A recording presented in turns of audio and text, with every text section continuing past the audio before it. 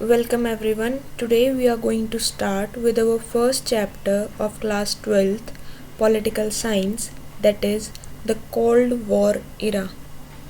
War, ये word तो आपने पहले बहुत बार सुना होगा, वॉर यानी कि युद्ध। पर ये कोल्ड वॉर ये क्या होता है ना, ये एक नई सी टर्म है।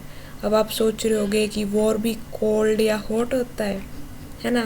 तो हाँ, बिल्कुल ठीक है, कोल्ड वॉर भी होता है और हॉट वॉर भी होता है। बट इनके बीच में डिफरेंस क्या है वो हम आगे पढ़ेंगे, वो आपको क्लियर होगा ये क्यूबन मिसाइल क्राइसिस से। पर इसको भी समझने के लिए हमें पहले आगे की स्टोरी समझनी पड़ेगी यहाँ से। तो आप सबको पता होगा कि आज तक 2 बार वर्ल्ड वॉर हुए हैं। जो फर्स्ट वर्ल्ड वॉर था हमारा वो हुआ था 1914 से लेके 1918 तक। इसमें बहुत ज़्यादा लोग मारे गए थे, बहुत ज़्यादा प्रॉब्लम हुई थी। और जो हमारा सेकंड वर्ल्ड वॉर था वो हुआ था 1939 से लेके 1945 तक। अगर हम इसकी एग्जैक्ट डेट की बात करें तो ये हुआ था 1 सितंबर 1939 से लेके 2 सितंबर 1945 तक। तो ये पूरा 6 साल तक चला था, ठीक है। 2 सितंबर, तो ये पूरा 6 साल चला।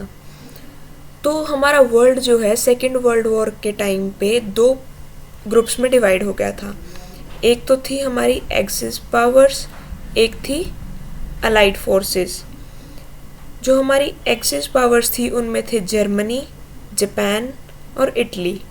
और जो हमारी अलाइड फोर्सेस थी उनमें थे US, USSR, Britain and France, ठीक है।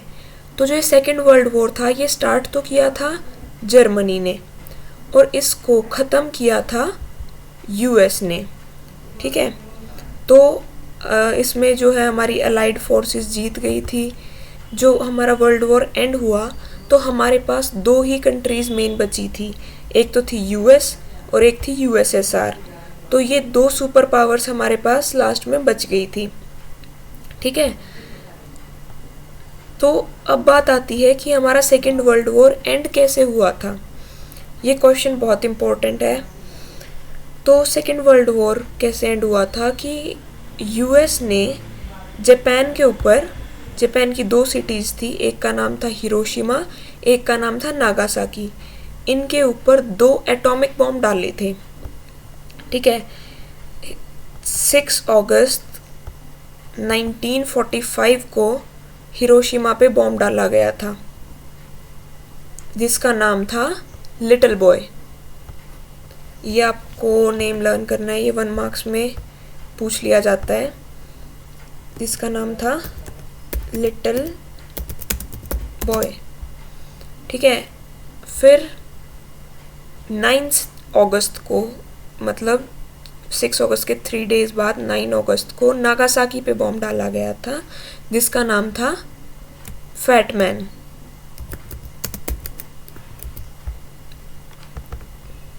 तो ये डेट्स आप लर्न कर लेना। एक बॉम्ब 6 अगस्त को डाला गया था, 6 अगस्त 1945 को हिरोशिमा पे, और 9 अगस्त 1945 को बॉम्ब डाला गया था नागासाकी पे जिसका नाम था फैट मैन, ठीक है। तो इससे बहुत ज़्यादा लॉस हुआ था वहाँ के लोगों को, एंड इवन आज तक भी इसके रिजल्ट्स वहाँ के लोगों को फेस करने पड़ते हैं। जो न्यूबॉर्न बेबीज़ होते हैं उनमें कोई ना कोई प्रॉब्लम होती है, या तो उनकी आइज़ में या बॉडी के किसी भी पार्ट में। तो इसके रिजल्ट्स ये आज तक फेस कर रहे हैं। तो इसके बाद जो क्रिटिक्स थे जो इसको क्रिटिसाइज़ करते थे यूएस को, उन्होंने ये आर्ग्यू किया कि देखो जापान जो है वो सरेंडर करने वाला था, और ये नॉर्मल सी बात है, अगर सेकंड पार्टी वो सरेंडर करने वाली है तो फिर लड़ाई का कोई मतलब ही नहीं बनता। ये तो नॉर्मल सी बात है कि अब आप जीत गए हो, आप दूसरे को हार्म मत पहुंचाओ क्योंकि उसने सरेंडर कर दिया है, ठीक है। तो क्रिटिक्स ने यही बोला कि यूएस को ये बात पता थी कि जापान सरेंडर करने वाला है, तो ये बहुत अननेसेसरी था बॉम्ब ड्रॉप करना, ठीक है। इसकी कोई ज़रूरत नहीं थी। दूसरी बात उन्होंने क्या बोली, argued that USA knew that Japan was about to surrender and it was unnecessary to drop the bombs। दूसरी बात उन्होंने ये बोली कि यूएसए ने ऐसा इसलिए किया ताकि जो यूएसएसआर है, यूएसएसआर ये दो सुपर पावर्स थी ना, इन्हीं के बीच में फाइट थी सारी, वो दोनों एक दूसरे को सुप्रीम दिखाना चाहती थी कि मैं तेरे से ज़्यादा सुप्रीम हूँ। तो यूएसए चाहता था कि यूएसएसआर या सोवियत यूनियन मिलिट्री और पॉलिटिकल गेन्स ना कर पाए एशिया में, और वो दिखाना चाहता था उसको कि मैं ही सुप्रीम हूँ, that United state was supreme. तो ये तो ओपिनियन हो गया क्रिटिक्स का। अब कुछ सपोर्टर्स भी थे, तो सपोर्टर्स ने ये बोला कि बॉम्ब ड्रॉप करना ज़रूरी था ताकि जो वॉर है वो जल्दी ख़त्म हो जाए, एंड जो एलाइड फोर्सेस थी या जो अमेरिकन्स थे उनकी लाइफ को फर्दर लॉस ना हो। एलाइड फोर्सेस में जो भी कंट्रीज थी उनको ज़्यादा लॉस ना हो, इसलिए बॉम्ब ड्रॉप करना नेसेसरी था। तो ये आपको 4 मार्क्स में क्वेश्चन आ जाता है, ठीक है। तो अब बात आती है, अब हमारे पास 2 सुपर पावर्स थी, तो इनका हम ये देखो आपको ये यहाँ पे गिवन भी है, जो ये था लिटिल बॉय और फैट मैन। हिरोशिमा पे लिटिल बॉय एंड नागासाकी पे जो बॉम्ब था वो था फैट मैन। अब हम बात करते हैं, ये रहा 2 सुपर पावर्स होगी थी अब हमारे पास, ठीक है। तो अब इन्होंने क्या ग्रुप्स बनाने स्टार्ट कर दिए थे। कुछ कंट्रीज़ जो थी, जो छोटी छोटी कंट्रीज़ थी, कुछ यूएसए के सपोर्ट में चली गई थी, कुछ कंट्रीज़ थी जिन्होंने यूएसएसआर को सपोर्ट किया था। जो ये डिवीज़न हुआ था ये यूरोप से स्टार्ट हुआ था।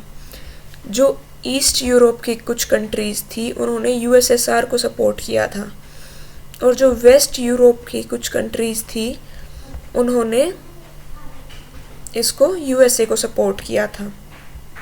तो इसीलिए फिर हमने इनको नाम दे दिया था, जो यूएसए की साइड वाली कंट्रीज़ थी उनको नाम दे दिया वेस्टर्न अलायंस, और जो यूएसएसआर के सपोर्ट में जो ग्रुप था उसको नाम दे दिया ईस्टर्न अलायंस। तो ये कंट्रीज़ इनके सपोर्ट में क्यों आई थी, ताकि ये सुपर पावर से प्रोटेक्शन देगी, सुपर पावर्स इनको वेपन्स प्रोवाइड कराएगी, इकोनॉमिक हेल्प भी देगी, और जो उनके नेबर कंट्रीज़ थी जिनके साथ उनकी फ़ाइट थी उनसे प्रोटेक्शन देगी, उनको हेल्प करेगी, ठीक है। तो सेकेंड वर्ल्ड वॉर 1945 के बाद हमारा वर्ल्ड जो है वो 2 पार्ट्स में डिवाइड हो गया था। तो एक क्वेश्चन आता है सुपर पावर्स के बीच में डिफरेंस क्या था, ठीक है। इन दोनों के बीच का डिफरेंस ये 4 या 6 मार्क्स में आपको आता है। तो एक तो ये फुल फॉर्म, यूएसए की फुल फॉर्म है United States of America, USSR की full form Union of Soviet Socialist and Republic. तो एक तो डिफरेंस जो मेन था वो था इनका आइडियोलॉजी का। यूएसए जो है वो liberal democracy, capitalist form of government में बिलीव करता था। ये मतलब एमएनसीज है, प्राइवेट वर्क है, उसमें बिलीव करता था कि आप अपना काम कर सकते हो, आप और आगे बढ़ सकते हो, है ना। और जो यूएसएसआर था ये कम्युनिज्म, सोशलिज्म इसमें बिलीव करता था। इस पे स्टेट का रूल था, मतलब ये मतलब सोसाइटी के बीच में ज़्यादा डिफरेंस क्रिएट नहीं होने देते थे, कि जो रिच है, पुअर है, वो इनको इक्वली लेके चलते थे, कि कोई ज़्यादा रिच ना हो जाए और सेकंड पर्सन ज़्यादा पुअर ना रह जाए, ठीक है। ये इस आइडियोलॉजी में बिलीव करते थे। तो यूएसए के जो मतलब सपोर्टर्स थे, जो कुछ कंट्रीज़ इन्होंने यूएसए के ग्रुप को ज्वाइन किया था, उस ग्रुप का नाम था नाटो, ठीक है, NATO।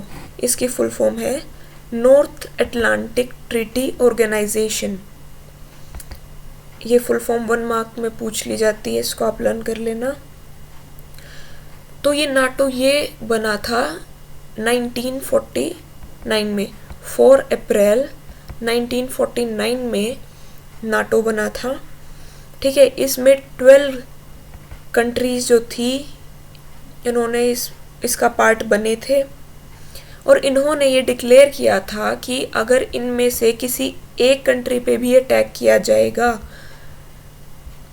तो वो इन सभी पे अटैक माना जाएगा और जो इसका बदला होगा फिर वो सब मिलके लेंगे। ठीक है, तो यूएसए जो था वो था हेड ऑफ वेस्टर्न अलायंस। जो मैप में आप ये येलो कंट्रीज आप देख रहे हो येलो कलर में, ये सब ये यहाँ पे और एक ये ऑस्ट्रेलिया, ये सब है नाटो के मेंबर्स येलो कलर में।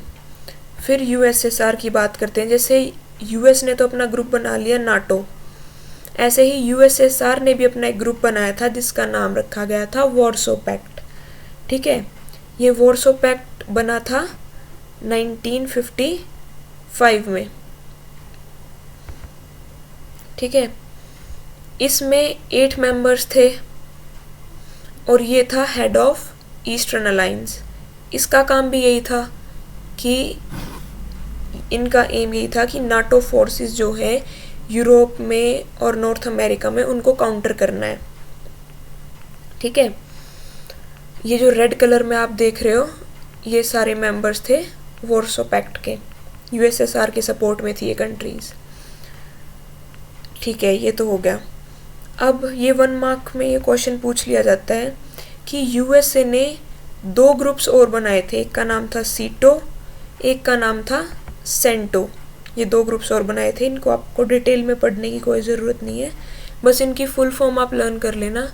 सीटो की फुल फॉर्म है South East Asian Treaty Organization. ठीक है, और सेंटो की फुल फॉर्म है सेंट्रल ट्रीटी ऑर्गेनाइजेशन। ठीक है, तो ठीक है, ये तो हो गया। अब आप सोच रहे होगे कि ये मैप में रेड और येलो कलर तो क्लियर हो गया, पर ये ग्रीन कलर इसका क्या रोल है?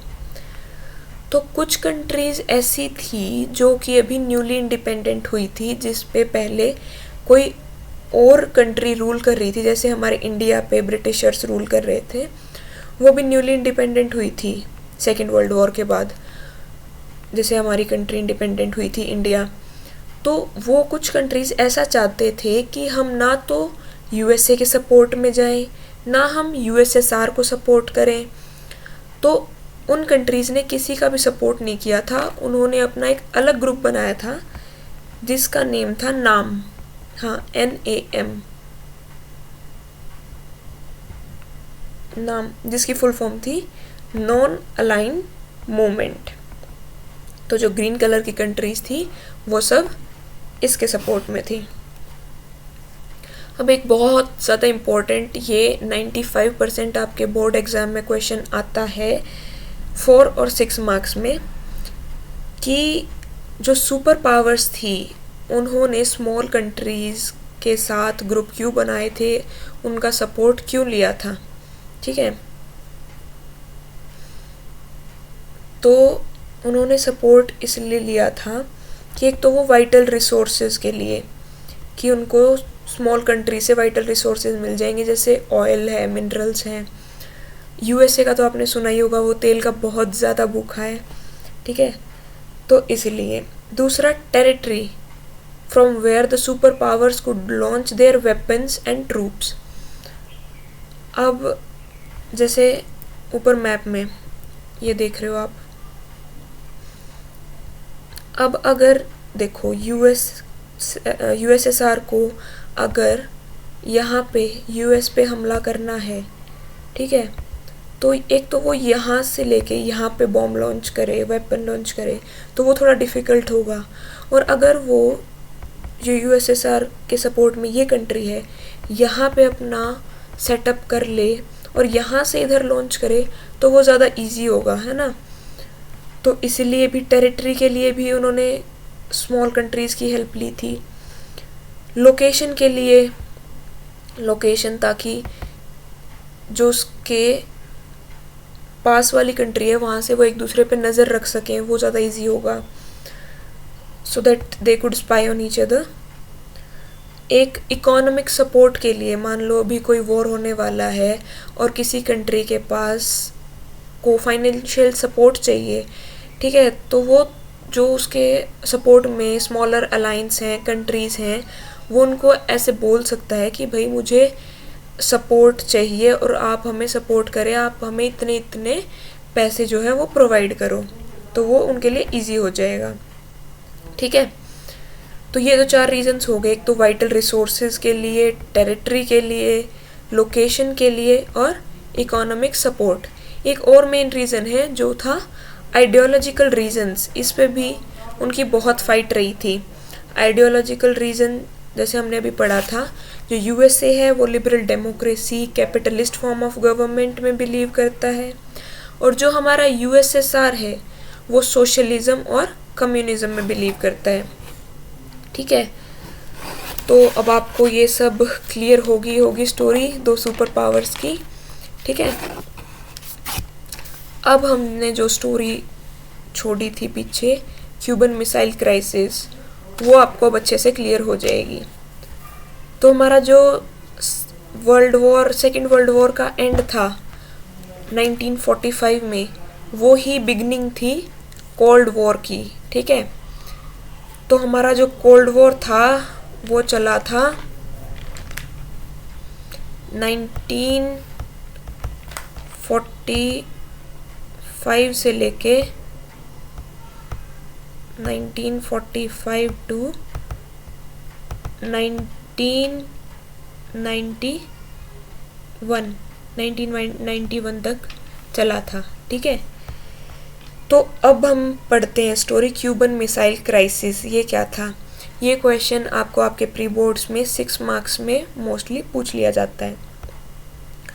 तो अब क्यूबन मिसाइल क्राइसिस में हमारे पास 3 कंट्रीज़ थी जिनकी स्टोरी है। एक तो थी हमारी यूएसए, एक थी क्यूबा, एक थी यूएसएसआर। इनके प्रेसिडेंट के नेम आप लर्न कर लेना। यूएसए का जो प्रेसिडेंट था उसका नाम था जॉन एफ कैनेडी। ठीक है।